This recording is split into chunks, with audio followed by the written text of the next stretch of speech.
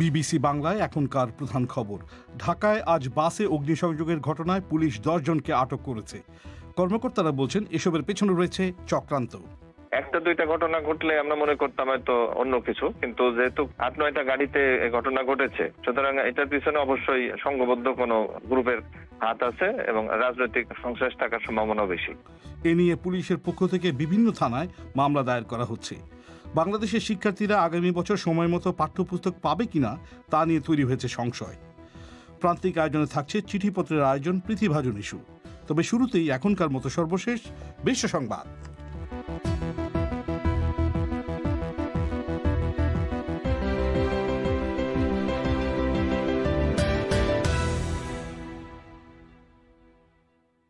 BBC Bangla বিশ্ব সংবাদ পড়ছি মানসী বড়ুয়া। হংকংয়ের আইনসভা থেকে বিরোধী সদস্যদের একযোগে পদত্যাগের কড়া নিন্দা করেছে চীন।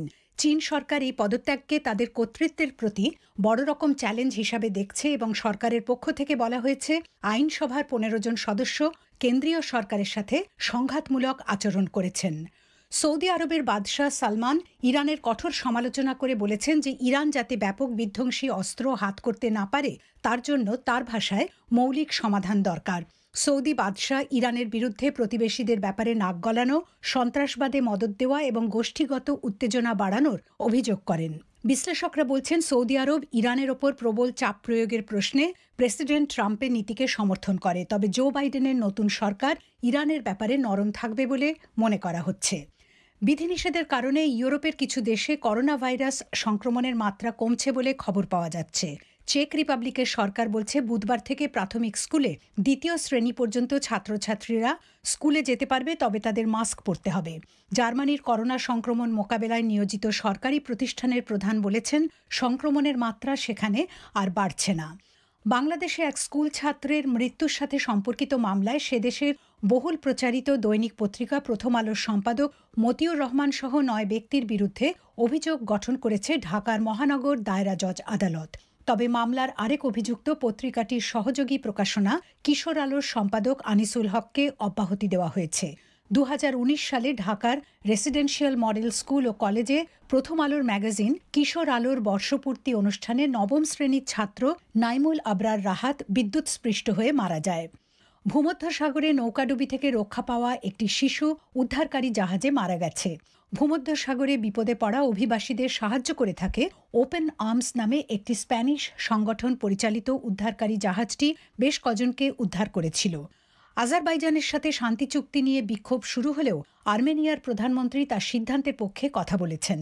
জাতির উদ্দেশ্যে এক ভাষণে নিকোল পাশিনিয়ান বলেন তিনি জানেন এই চুক্তি সইয়ের ফলে তার জীবন হুমকির মুখে পড়েছে, কিন্তু তিনি মন্তব্য করেন 25,000 আর্মেনীয় সৈন্যের জীবনের মূল্য অনেক বেশি। আজকের পরিক্রমায় আপনাদের সাদর আমন্ত্রণ জানাচ্ছি আমি মাসুদ হাসান খান। ঢাকার বিভিন্ন এলাকায় আজ কমপক্ষে 9টি বাসে অগ্নিসংযোগের ঘটনায় পুলিশ সন্দেহভাজন হিসেবে এ পর্যন্ত 10 জনকে আটক করেছে বলে জানা যাচ্ছে। এসব ঘটনায় পুলিশের পক্ষ থেকে বিভিন্ন থানায় অগ্নিসংযোগ এবং নাশকতার অভিযোগে মামলা দায়ের করা হচ্ছে। পুলিশ কর্মকর্তারা বলছেন ঢাকায় জাতীয় সংসদের একটি আসনে আজ উপনির্বাচনকে কেন্দ্র করে পূর্ব পরিকল্পিতভাবে এসব ঘটনা ঘটানো হয়েছে।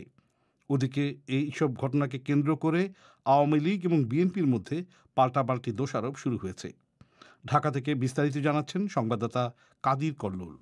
একদিকে শাহবাগ, প্রেস ক্লাব, মতিঝিল, গুলিস্তানের গোলাপশাহ মাজার এলাকা, বিজয়নগরের নাইটেঙ্গেল মোড় এবং অন্যদিকে ভাটারার প্রগতি সরণি সহ ঢাকার বিভিন্ন জায়গায় যাত্রীবাহী বাসে অগ্নিসংযোগের ঘটনা ঘটে। ঘটনাগুলো ঘটেছে আকস্মিকভাবে দুপুর থেকে বিকেল পর্যন্ত। পুলিশ পল্টন এবং বিএনপি কার্যালয় এলাকা থেকে সন্দেহভাজন 9 জন এবং উত্তরা থেকে 1 জনকে আটক করার কথা জানিয়েছে। আজকের ঘটনা আকস্মিক হলেও এর পেছনে পূর্ব পরিকল্পনা ছিল বলে পুলিশ কর্মকর্তারা বলেছেন। পুলিশ কমিশনার মোহাম্মদ শফিকুল ইসলাম বলেছেন ঘটনাগুলোর পেছনে রাজনৈতিক সংশ্লিষ্টতা রয়েছে বলে তাঁরা ধারণা করছেন। কিন্তু কেন এমন ধারণা করা হচ্ছে সেই প্রশ্নে মিস্টার ইসলাম বলেছেন ঢাকায় সংসদের একটি আসনের উপনির্বাচন যখন চলছিল তখন এই ঘটনাগুলো ঘটেছে। সেই প্রেক্ষাপট এবং ঘটনাগুলোর প্যাটার্ন বিশ্লেষণ করে তাঁরা এমন ধারণা করছেন।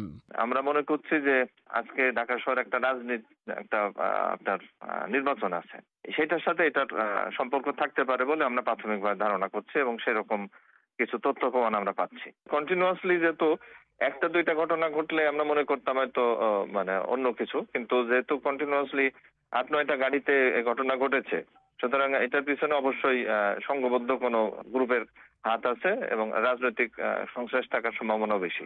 আমরা ভিডিও ফুটেজ পেয়েছি, সেগুলো পর্যালোচনা করা হচ্ছে এবং আশা করি যে খুব দ্রুতই তারা শনাক্ত হবে। নগরীতে একের পর এক বাসে অগ্নিসংযোগের ঘটনা নিয়ে রাজনৈতিক অঙ্গনেও সমাবেশ এবং বিবৃতির মাধ্যমে পাল্টা অভিযোগ করা হয়েছে। ক্ষমতাসীন আওয়ামী লীগের ঢাকা মহানগর দক্ষিণ শাখার নেতাকর্মীরা নগরীতে এক বিক্ষোভ মিছিল এবং সমাবেশ করে অগ্নিসংযোগের ঘটনায় বিএনপিকে দায়ী করেছেন। আর বিএনপি মহাসচিব মির্জা ফখরুল ইসলাম আলমগীর এক বিবৃতি দিয়ে অভিযোগ করেছেন, ঢাকায় উপনির্বাচনে কারচুপি এবং কেন্দ্র দখলসহ নানা অনিয়মের অভিযোগ থেকে জনগণের দৃষ্টি অন্যদিকে নিতে আওয়ামী লীগ বিভিন্ন জায়গায় বাসে এসব অগ্নিসংযোগের ঘটনা ঘটিয়েছে। এদিকে অগ্নিসংযোগে ক্ষতিগ্রস্ত কয়েকটি বাসের কর্মচারী এবং কয়েকজন প্রত্যক্ষদর্শীর বক্তব্য বিভিন্ন গণমাধ্যমে যা প্রকাশ হয়েছে তাতে তাদের সকলের বর্ণনা প্রায় একই রকম। তারা বলেছেন, বাসে হঠাৎ যাত্রীদের আসনে বা সিটে আগুন দেখে যাত্রীরা হুড়োহুড়ি করে নেমে যান, কিন্তু মুহূর্তেই আগুন ছড়িয়ে পড়ে। ঢাকা মহানগর পুলিশ কমিশনার মোহাম্মদ শফিকুল ইসলাম বলেছেন, যাত্রী সেজে বাসে উঠে অগ্নিসংযোগ করা হয়েছে, প্রাথমিকভাবে এমন তথ্য তারা পেয়েছেন। যারা প্যাসেঞ্জার তাদের সাথে কথা বলে যতটুকু জানতে পেরেছি যে মূলত বাসের পিছনের দিকের কিছু যাত্রী এই মানে বাসটা থামলে হঠাৎ করে আগুন লাগায় পিছনের দরজা দিয়ে নেমে যাচ্ছে।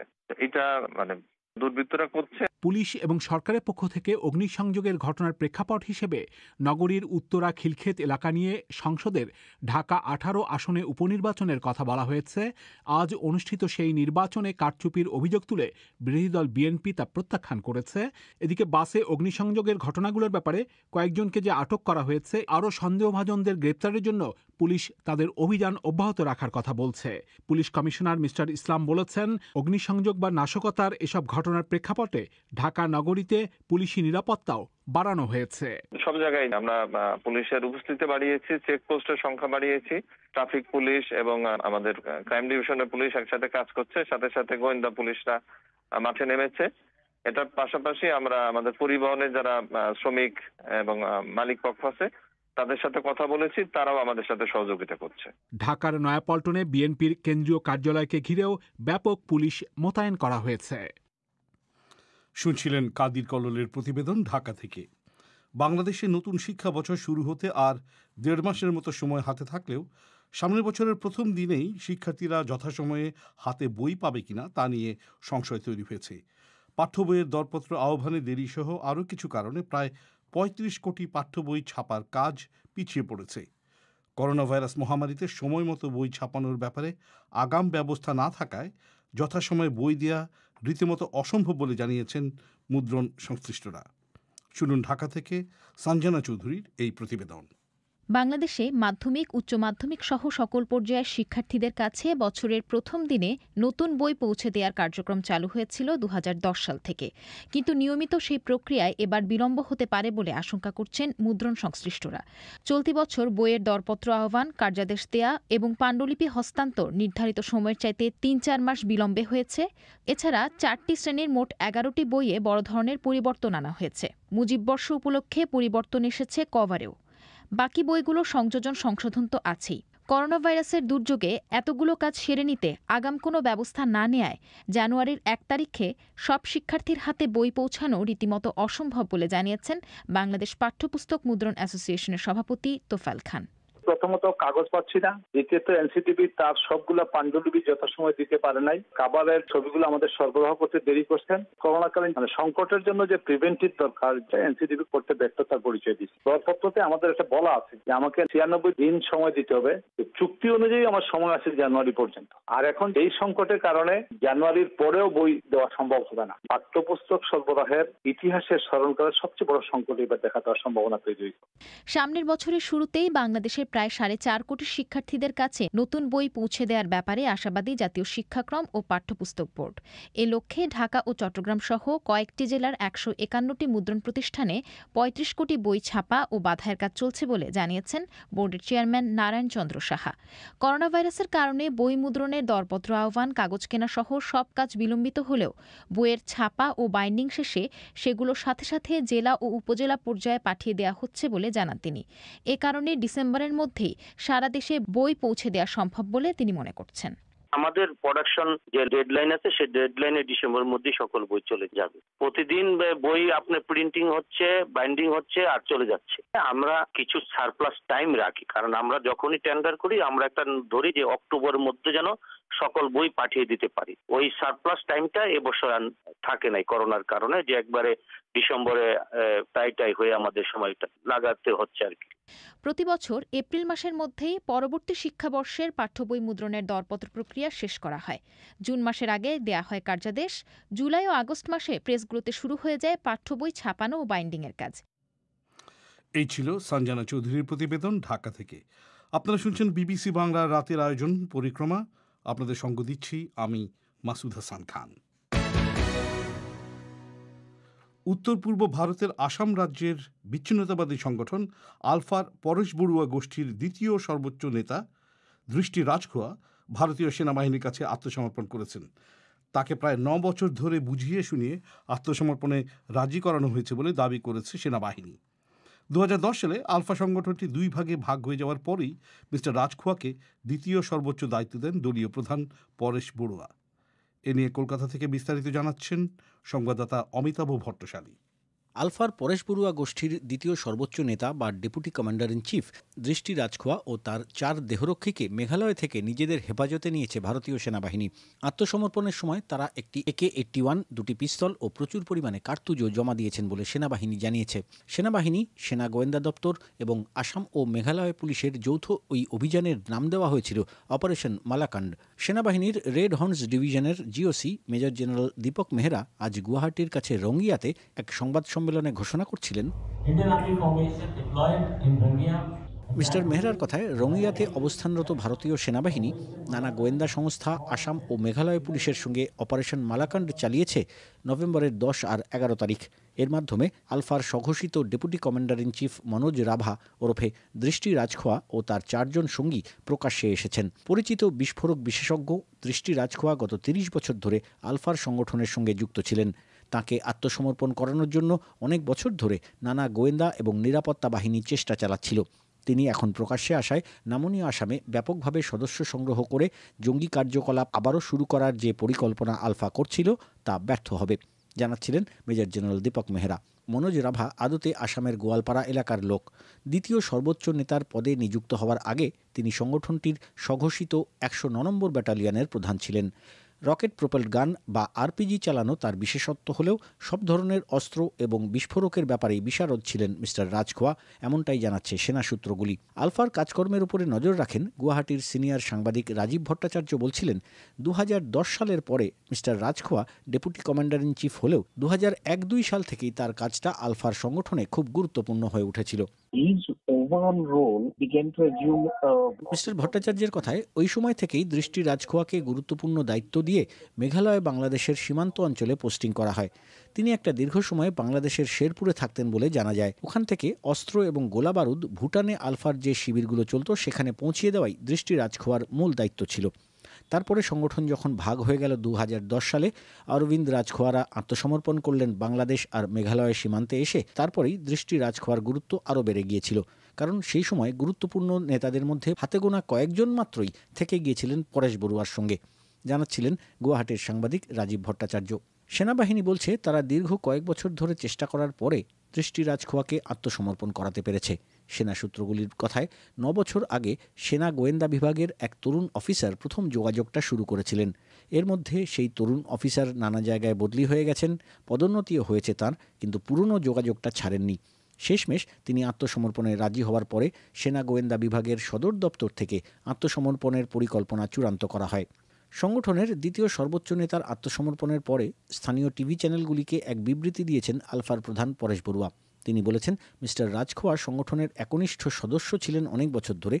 এমন একটি পরিস্থিতি সামনে এসেছিল যে তিনি সংগঠনের অনুমতি নিয়েই আত্মসমর্পণ করেছেন। এর একটা গুরুত্বপূর্ণ কারণ হলো তাঁর স্ত্রী খুবই অসুস্থ।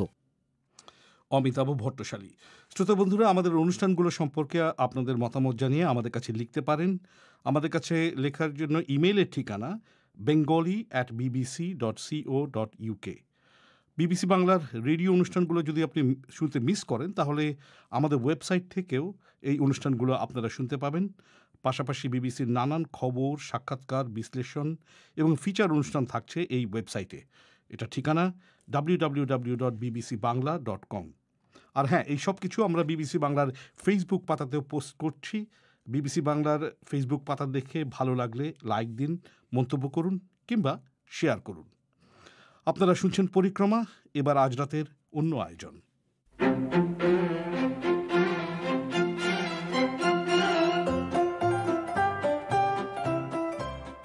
এ সপ্তাহের প্রতিভাজন ইস্যুতে সবাইকে স্বাগত। আজ আপনাদের সাথে আছি আমি মানসী বড়ুয়া আর আমি সাবির মুস্তাফা। সম্প্রতি বাংলাদেশে পুলিশকে ঘিরে বা পুলিশ বাহিনীর দুজন সদস্যকে ঘিরে অনেক আগ্রহ দেখা দিয়েছে, যদিও দুটি ঘটনা সম্পূর্ণ ভিন্ন। সেসব ঘটনা নিয়েই আজ শুরু করছি। প্রথমে লিখেছেন সন্দ্বীপের ওসমানিয়া থেকে মোহাম্মদ শামীমুল হক মামুন। সোমবার দুপুর নাগাদ ফেসবুকে সিলেটের রায়হান হত্যা মামলার প্রধান আসামি সাবেক পুলিশ কর্মকর্তা এসআই আকবর গ্রেফতারের বেশ কয়েকটি ভিডিও ভাইরাল হয়। বিবিসি বাংলার সান্ধ্য অধিবেশন প্রবাহে সিলেটের স্থানীয় সাংবাদিকের সাক্ষাৎকার প্রচারিত হয়। আমি খুবই হতাশ হলাম এভাবে একজন পুলিশ কর্মকর্তা সাধারণ মানুষের হাতে ধরা পড়ে হাতে পায়ে রশি বাঁধা অবস্থায় নিজের অসহায়ত্ব প্রকাশ করছেন দেখে। স্বাধীনতার 50 বছরের দ্বারপ্রান্তে এসে আমাদের পুলিশকে এভাবে দেখতে হবে? একদিক থেকে আপনি ঠিকই বলেছেন মিস্টার হক। পুলিশ একটি গুরুত্বপূর্ণ বাহিনী, সমাজে শান্তি, নিরাপত্তা এবং শৃঙ্খলা বজায় রাখার জন্য যারা বিশাল অবদান রাখে। তাদের একজন সদস্যকে এরকম অবস্থায় পড়তে দেখে অনেকেরই খারাপ লাগবে, লাগারই কথা। কিন্তু বিষয়টি অন্য দিক থেকে দেখা যায়। এই এসআই আকবর হোসেনের বিরুদ্ধে অভিযোগ, সে তার হেফাজতে থাকা একজন যুবককে পিটিয়ে হত্যা করেছে। তিনি অভিযোগ অস্বীকার করেছেন এবং বলছেন নিহত ব্যক্তি রায়হানকে পাবলিক ছিনতাইকারী সন্দেহে গণপিটুনি দিয়েছিল। তবে আকবর পালিয়ে যাবার চেষ্টা করার কারণেই জনমনে সন্দেহ জেগেছে যে তিনি দোষী। পুলিশের হেফাজতের মৃত্যুর ঘটনা বাংলাদেশে নতুন কিছু না, কিন্তু হাসপাতালে একজন পুলিশ রোগীকে পিটিয়ে হত্যার ঘটনা মানুষকে রীতিমতো হতবাক করে দিয়েছে। সে বিষয়ে লিখেছেন খুলনার দাকোপ থেকে মুকুল সর্দার। রাজধানীর আদাবরে একটি মানসিক হাসপাতালে একজন সিনিয়র পুলিশ কর্মকর্তাকে পিটিয়ে হত্যার অভিযোগে হাসপাতালটির একজন পরিচালক সহ 11 জনকে গ্রেফতার করেছে পুলিশ। হাসপাতালের সিনিয়র পুলিশ কর্মকর্তা হত্যার ঘটনায় পুলিশও বেশ দ্রুত অ্যাকশনে চলে গিয়েছে বলে অনেকে মনে করছেন। সাধারণ মানুষের ক্ষেত্রে এমনটা ঘটলে পুলিশকে কখনোই এতটা দ্রুত পদক্ষেপ নিতে দেখা যায় না। কাজেই পুলিশ বাহিনীকেও বিষয়টি ভাবতে হবে। প্রতিটি মানুষের নিরাপত্তা পাওয়ার অধিকার রয়েছে। বিষয়টা সত্যি ভয়ানক মিস্টার সর্দার। একটি মানসিক রোগের হাসপাতালে একজন রোগী কিভাবে এরকম অমানবিক আচরণের শিকার হয়? যেখানে রোগীদের আনা হয় মানসিক সমস্যা নিয়ে, সেখানে তো সবচেয়ে বেশি যত্ন, সমবেদনা এবং সহানুভূতির সাথে চিকিৎসা করার কথা। সে রোগী পুলিশ না দোকানদার, সেটা মুখ্য বিষয় না। পুলিশ সেখানে দ্রুত অ্যাকশন নিয়েছে, যেটা সবাই স্বাগত জানাবে। তবে হ্যাঁ, সাধারণ মানুষের ক্ষেত্রে কি হতো তা জানা কঠিন, কারণ হাসপাতালে রোগীকে পিটিয়ে হত্যার কোনো ঘটনা আগে কখনো ঘটেছিল কিনা তা আমার জানা নেই। গণপিটুনি বা সংঘবদ্ধ হত্যাকাণ্ডের বিষয়ে আরও লিখেছেন কুমিল্লা বিশ্ববিদ্যালয় থেকে মোহাম্মদ মাসুদ রানা। গণপিটুনি ও প্রকাশ্যে কুপিয়ে হত্যার ঘটনা এবং এসব ঘটনায় জনতার নিষ্ক্রিয়তা বাংলাদেশে আশঙ্কাজনকভাবে বেড়ে গেছে। প্রায় সব ক্ষেত্রেই নারী, মানসিক রোগী, প্রতিবন্ধী, বৃদ্ধাসহ নিরীহ মানুষ গণপিটুনির শিকার হচ্ছেন। মানুষ ক্রমশ অসহিষ্ণু হয়ে পড়ছে। অপরাধ হচ্ছে, কিন্তু অপরাধী পার পেয়ে যাচ্ছে। ফলে সমাজে নিজের হাতে আইন তুলে নেওয়ার প্রবণতা দিন দিন ভয়াবহ হচ্ছে। এসব থেকে উত্তরণের উপায় কি? আমি আপনার শেষ মন্তব্যের সাথে দ্বিমত পোষণ করব মিস্টার রানা। আপনি যখন বলবেন বিচারহীনতার কারণে আইন নিজের হাতে তুলে নেওয়ার প্রবণতা বাড়ছে, তখন কিন্তু এই ধারণা সৃষ্টি হতে পারে যে আপনি এ ধরনের সংঘবদ্ধ হত্যাকাণ্ডের পক্ষে একটি যুক্তি দাঁড় করাচ্ছেন।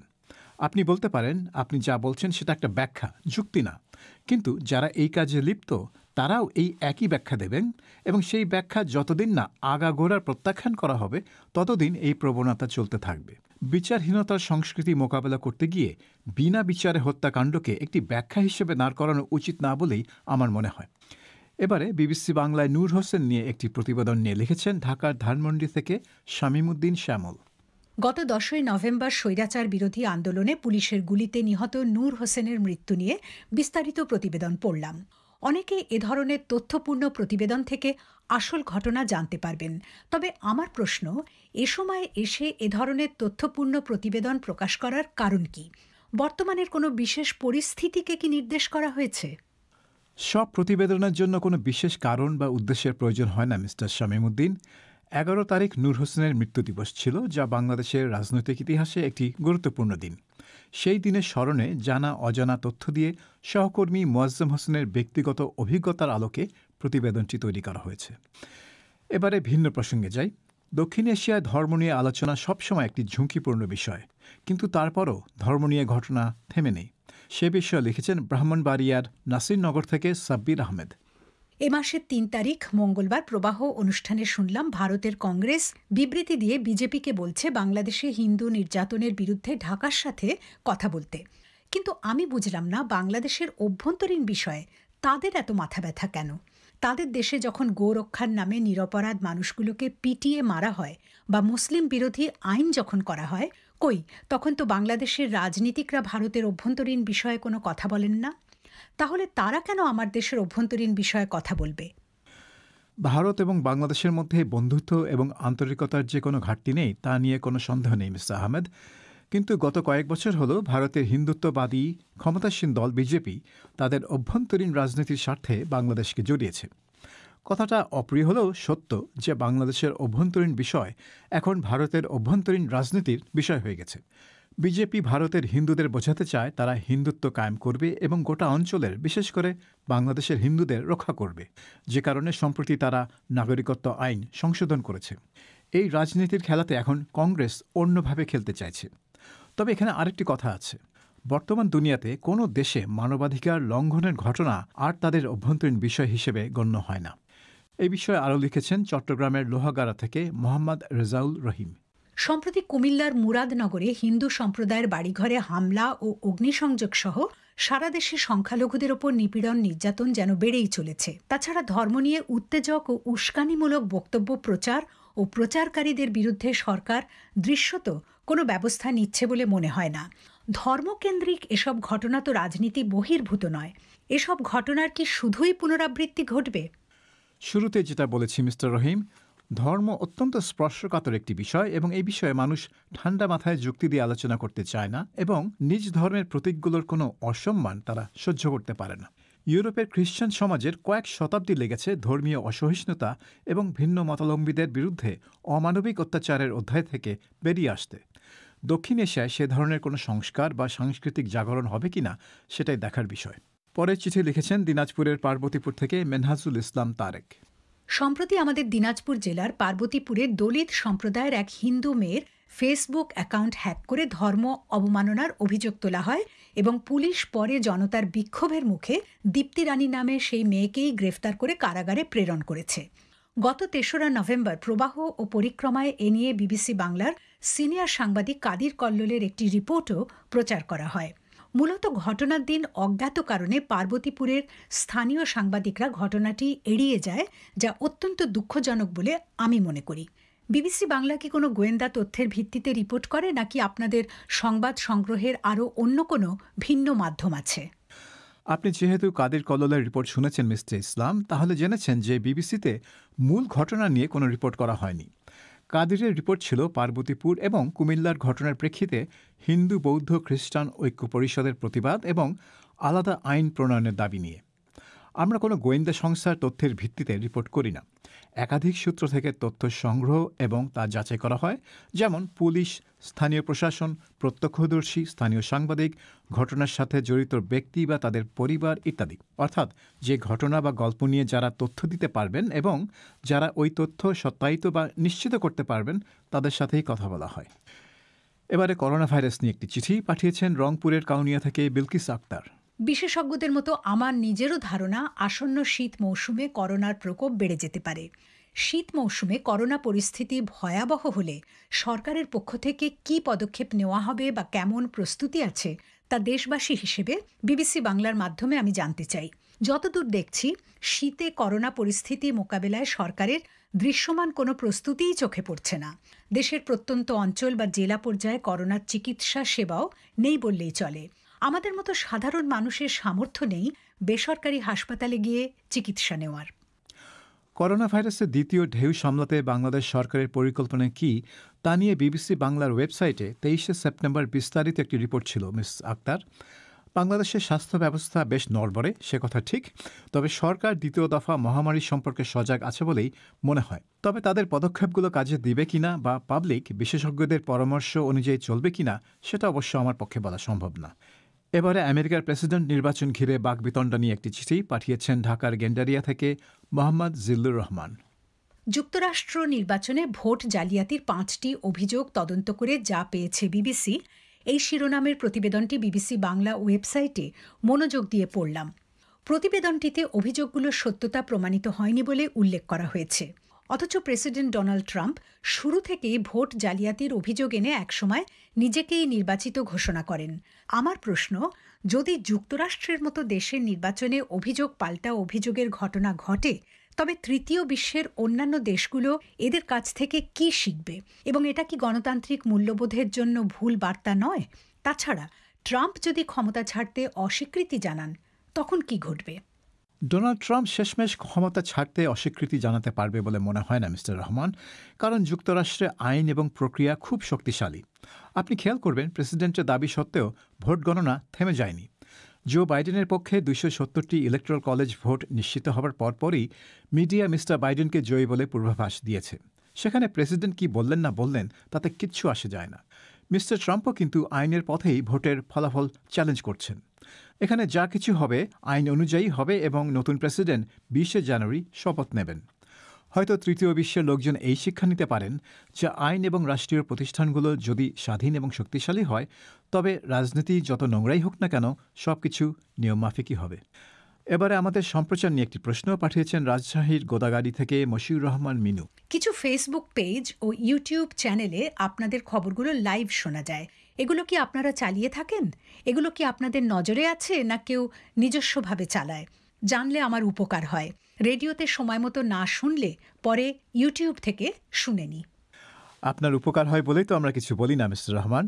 কিন্তু না, এই চ্যানেলগুলো আমরা পরিচালনা করি না, আর যারা করেন তারা আমাদের অনুমতি নিয়ে করেন না। কাজেই বলা যেতে পারে তারা যা করছেন তা আইনসম্মত না। তাদের বিরুদ্ধে কোনো আইনগত পদক্ষেপ নেওয়ার কথা আমরা এখনও ভাবছি না, তবে ভবিষ্যতে ভাবা হতে পারে। শেষ করছি আমাদের অনুষ্ঠান নিয়ে একটি প্রশ্ন দিয়ে। লিখেছেন খুলনার দিঘলিয়া থেকে মোহাম্মদ মুজাহিদ। কোভিড-19 মহামারীর কারণে সারা বিশ্বে সকল ধরনের খেলাধুলা বন্ধ ছিল, তাই বিবিসি বাংলাতে খেলার খবর প্রচার হয়নি। কিন্তু এখন আবার আগের মতো ক্রিকেট, ফুটবল সহ অন্যান্য খেলা শুরু হয়েছে। তাই বিবিসি বাংলার কাছে অনুরোধ, এখন থেকে যেন খেলার খবর প্রচার করা হয়। আমরা তাই ভাবছি মিস্টার মুজাহিদ। ইউরোপে ফুটবল পুরোদমে চলছে, কিছুদিন আগে আইপিএল ক্রিকেটও হয়ে গেল। কাজেই রেডিওতে স্পোর্টস বুলেটিন পুনরায় শুরু করার সময় হয়ে গেছে। আশা করছি আগামী মাসের শুরুতেই আবার চালু করা যাবে। সময় শেষ। অনুষ্ঠান শোনার জন্য সবাইকে ধন্যবাদ।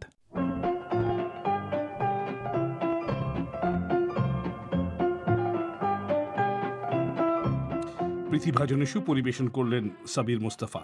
এবার অধিবেশন শেষ করার আগে সংবাদ শিরোনাম আরেকবার। ঢাকায় আজ বাসে অগ্নিসংযোগের ঘটনায় পুলিশ 10 জনকে আটক করেছে।